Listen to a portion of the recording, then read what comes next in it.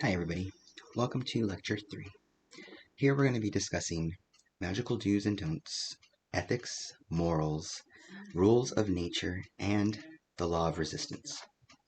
I'm going to be reading you guys off a list of the do's and don'ts in the magical practices of Wicca and paganism.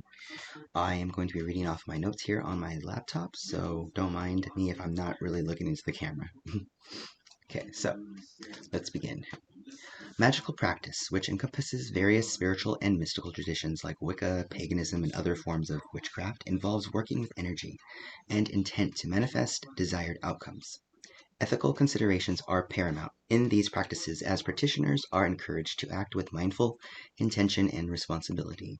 Here's a guide to some commonly accepted do's and don'ts in the magical practices. We're going to read off the do's. Study and learn. Invest time in learning about different traditions and practices to find what resonates with you. Focus on self-improvement.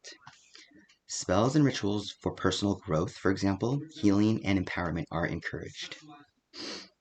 Set clear intentions. Be specific and focused on your desired outcome when performing spells. Practice with positive intent, which is focusing your magic on bringing about positive changes and outcomes. Purify yourself and your space. This includes cleansing yourself and your workspace with where you do your rituals, as well as your ritual items from all negative energies to enhance and focus when you are performing your arts. Respect others' free will. Do not attempt to manipulate or control others through your magic. Consider the law of threefold return. If it's applicable, I guess that's the word, in your tradition, which is be mindful of the energy that you put out, as it is believed to return to you, possibly threefold. Be grateful. Close your rituals with gratitude for the energies and the powers that you have invoked. Take action in the mundane world. Remember that magic works best when combined with practical actions and effort towards your goals. Respect closed practices, meaning understand that some magical traditions are for specific cultural or ancestral groups and may not be appropriate for outsiders to adopt or even partake in. Connect with nature. Engage with the energy of the natural world and utilize its powers in your own practice. Keep your tools cleansed and cared for. That's pretty self-explanatory. Now we're going to read off the don'ts.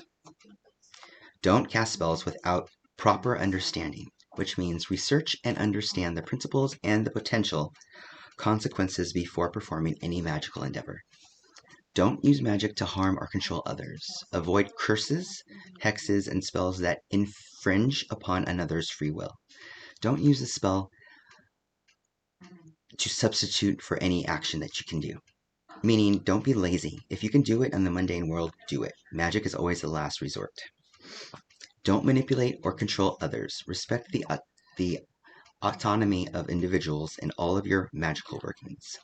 And then don't compare your practice to others. Embrace your own path and find what resonates with you. Because what resonates with you might not resonate or work for someone else. We all work and connect to magic differently. Don't believe everything that you see in the media or read online. Be discerning about the information regarding witchcraft and magical practices, especially online. Don't neglect safety. Practice physical and energetic safety, such as being mindful of candles and knowing the properties of herbs. Don't be stupid and leave a candle burning while you go outside and mingle with your friends. It's okay to snuff out or pinch out the candle's flame and come back and redo it again. It is perfectly fine. The energy will still be there. Likewise, with herbs, don't intake any herbs you don't have any knowledge upon because they could be poisonous or you might be allergic to them. Be very careful. Don't interfere with the boundaries of life and death. Meaning practices like raising the dead or binding souls are generally discouraged. And of course, raising the dead is like a little bit more Hollywood, if anything. Unless, of course, you're talking of the spiritual sense, which then, of course, again, is still, it's not considered to be looked upon as a positive thing. I mean, spirits can come to you, yes, but don't try to raise the spiritual dead.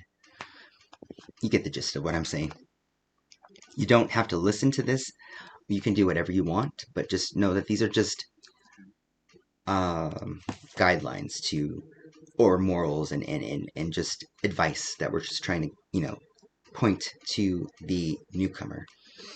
I mean, honestly, you could do whatever you want, but just be smart about it. Don't use another person's spells without understanding them.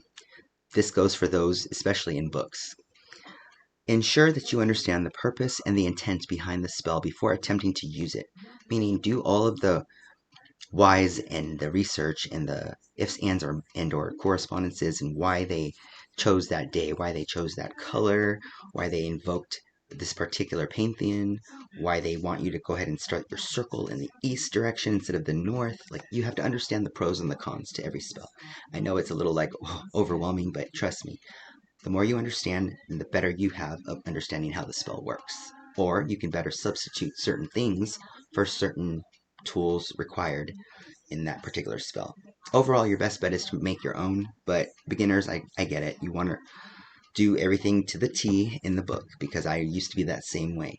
But when you grow into the practice and the art, you'll understand that the best ones are the ones that come from your own heart. So, and I'm going to go ahead and read this little note here I have. So different traditions and individuals may have varying interpretations of these principles and these do's and don'ts, basically. Ultimately, responsible and ethical magical practices involves introspection, clear intentions, and a commitment to personal growth and respect for your interactions with anything and everyone. So, with that said, let's go ahead and define the words ethics and morals. Ethics, in general, is a branch of philosophy that aims to answer these basic questions. Basically, what should I do? Our values, principles, and purposes are what give us a sense of what is good and right and meaningful in our lives. On this definition on ethical discussion or decisions is made based on reflection about the things that we think are important and that is consistent with those beliefs. I know that's a jumbled way of explaining what ethics are, but ethics are basically what we believe to be right and wrong.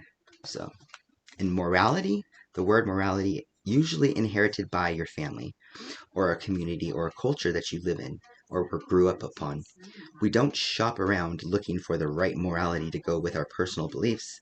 Usually the process is unconscious. Not everyone has the time or the training to reflect on theirs, the kind of life or what they want to live or how they want to live, considering all the different combinations of values, principles, and beliefs that we have here to help us during our lives and, of course, our upbringing. However, the morality of it is what you believe to be humane or what you believe to be the moral thing to do would be like, say you see somebody on the streets that is struggling. A lot of the times nowadays people don't really bother to help anyone out in the general sense of fear because they may get hurt in the process, or somebody may not want that help and they may come at you like come at you the wrong way. People neglect the fact that it's just out of respect, or just out of not respect, but out of the morality of a person is to help those that are less fortunate or that are less inclined to be able to help themselves. A lot of people find that as discouraging or as a way of slapping them in the face, trying to tell them that they're no good or that you're better than them. So really, you just got to be very careful about how you go about things nowadays. But the morality of it is, yes, you want to help an older person who is on crutches with the door. Some people might not want your help. They may even attack you with their cane, saying that they are capable of doing this without your help. But the morality of it is we want to help those that we don't see them as less fortunate, but in need of help without asking. We want to help them without any recognition of any thank you or any popularity or any. We don't want to good actions to be seen by others. We just want to do them. That's the morality of it. The ethical bounds of it all is it's not really looked upon in society as a don't do, but it is expected to do so. You know what I mean? But then, of course, when you do it, sometimes you get a negative reaction. But hey, that's just life. That's just how it is nowadays. But yeah, so ethics and morals are, they can, they basically have, you have to have your ethics in order to have morals. And morals don't exist without the ethics. So Of course, again, there are people that will argue that debate, but this is just how I understand it also. Um, Now, the rules of nature and then the law of resistance. So, here are the laws of nature based off of a website that I came across. It is under the WiccanCelticConnection.com. Okay, let me just rephrase this. So, not the Celtic Connection or Wicca online. We're going to be basing this off of a web search that I did because we're just looking up the laws of physics, because the laws of physics have a big unification when it comes down to magic. So, the laws of physics are fundamental principles that describe the behavior of the physical universe. Key laws include these particular certain ones, because there's a few of them. Actually, there's quite a few of them. But the ones we're going to be based off of, like the magical usage of them, is the Newton's law of motion, which describes the relationship between a body and the forces acting on it. Also, the law of universal gravitation. It explains the attraction between masses. Then there's the law of thermodynamics. It governs the principles of energy, transfer, and conversion. Then there's the electromagnetic laws, describing how electric charges interact and produce electronic magnetic fields. Then there's the quantum mechanics, governs the behavior of particles at the atomic and subatomic levels. These laws provide a framework for the understanding of various phenomena, for everyday occurrences to complex scientific encounters and theories. Now, let's go ahead and talk about the law of least resistance. This is the most important. This is how magic actually works. So in magic, it states that energy will take the path of least resistance. It relates to the principles of knowledge, association, and personification. Practitioners can break down complex goals into manageable steps and use group rituals to amplify magical potency. So basically, what this is, the concept of the law of least resistance is this. Say, for example, you are seeing a river flow. And river flows, when it flows, it goes in one direction. It doesn't go in all directions, it goes in one direction. So that's when so we use that as a metaphor for directing the energy. Now, with every little thing that we worry about, wondering whether or not our spell will manifest, wondering whether or not we did it correctly, whether or not it will work, just all these little blocks in the path of that flood will cause it to pause for a moment, shift, and find another way to go to its main direction, whichever the course is. So that is how magic works. Magic works on least resistance. So it's going to find the most easiest, most quickest way to get to its destination, despite whatever else you may think. So we want to always make sure that when we do magic, we have to think logically about it, first of all, whether or not it's actually sensible and will work. And you can't just be like, okay, I'm going to do a spell to fly on my broomstick. I hate that. Or I'm going to levitate, or I'm going to use my mind to move that object. Now, first of all, if you can't even do that to begin with, then why try? Your mind isn't capable of doing that particular procedure. However, with enough practice and perseverance, I'm assuming eventually, yeah, because we can pretty much obtain like any particular part of our brain when it comes down to magic or mysticism, and we just have to, like, it's like a muscle, we just need to work it out until we get it right, but it takes time. I'm not trying to discredit any telekinetic people out there, because I personally haven't seen it with my own eyes, but I'm very open-minded.